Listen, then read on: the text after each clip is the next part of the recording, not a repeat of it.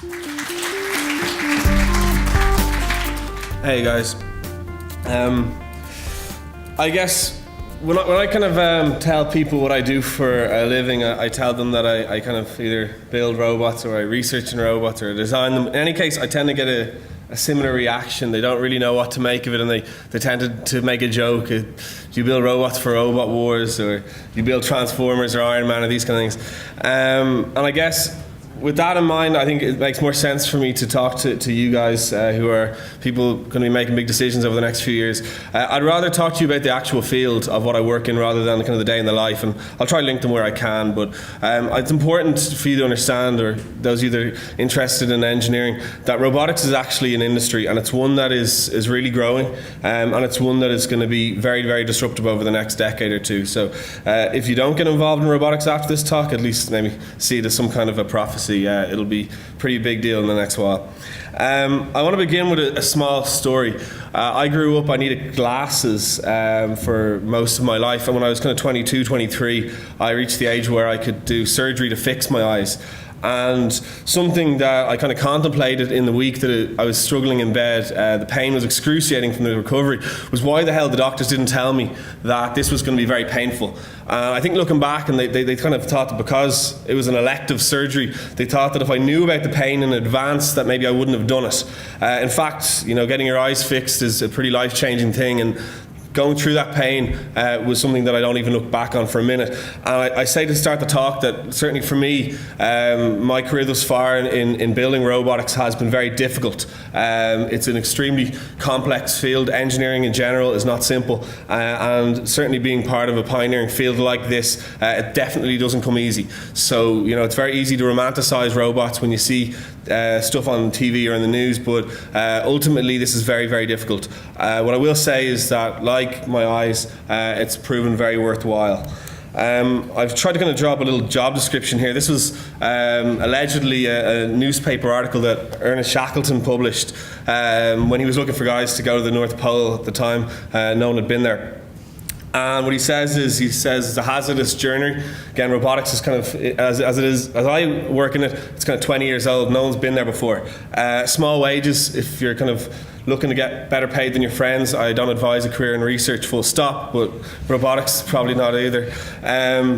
Bitter cold, long months of complete darkness. You're going to be researching things again. You're not going to have a lot of mentors. It's such a young field that the masters of the field are in their 30s. You're going to be dealing with a lot of dead ends. Joe mentioned failure at the beginning. I say to anyone who's about to think of starting, get used to it. It happens more often than success. Constant danger, that's probably a topic for another day in relation to robots.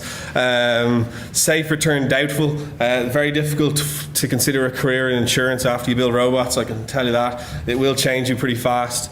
But what I will say that's positive, I realise kind of mostly negative stuff so far. Honour and recognition in the case of success. Robots offer the potential to change the world in a very positive way. If you look at the escalating populations of elderly, the amount of resources available to disabled people and how technology can really change their lives and give them independence. If you look at kind of disasters like 9/11 and kind of hurricanes and earthquakes, robots really offer a very, very good alternative there.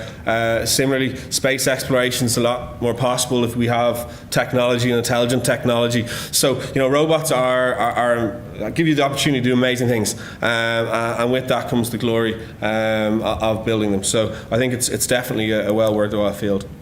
I guess it's important to explain what a robot is, because hopefully most of these things are somewhat familiar to you. In fact, robots are all of these. Whether they've been built or not is kind of unimportant. Ultimately, what a robot is a machine or a mechanism. It has sensors, so it can read the environment around it. It can make some kind of decision based on a computation process, and again, there's a range of computers available. And then what it does is, once it kind of makes a decision based on these sensors, it has the ability to act in the environment. So simply put, that's what a robot is. My personal feel, and kind of what I can relate to, is the feel of humanoid robotics. So kind of robots that typically do things that would otherwise be done by people. These are kind of a couple of robots that are in existence. So the design is an issue. We don't have the same kind of tools we have when we're dealing with medicine, where we kind of have blood, arteries, and kind of brains. We're dealing with typically electronics and mechanical systems. So there's a lot of very difficult decisions to be made when we build these things. Those of you that are interested in sticking around later, I can maybe discuss some of these with you. I suppose I want to keep this reasonably short. Who can do this? Robotics is an interdisciplinary field. You probably hear that a lot, and I would argue that most of the time it's bullshit when you hear it's interdisciplinary, because ultimately, like if you're working on a particle accelerator, there's a fairly constrained area there. In robotics, it's really open to everybody, whether you're a mechanical engineer, computer scientist, electrical engineer, if we're dealing with social robots, psychology, if you're dealing with kind of how to build the brains and these kind of things, neurology. Really, similarly, if you want to make it, you want to sell it. Things like artists are very important in these things. So really, this is open to engineers, scientists, really anybody. So I didn't want to kind of make a slide that said who can and can't do it. I think anyone potentially can, any background potentially can. A couple of traits of people that I think are who I look up to.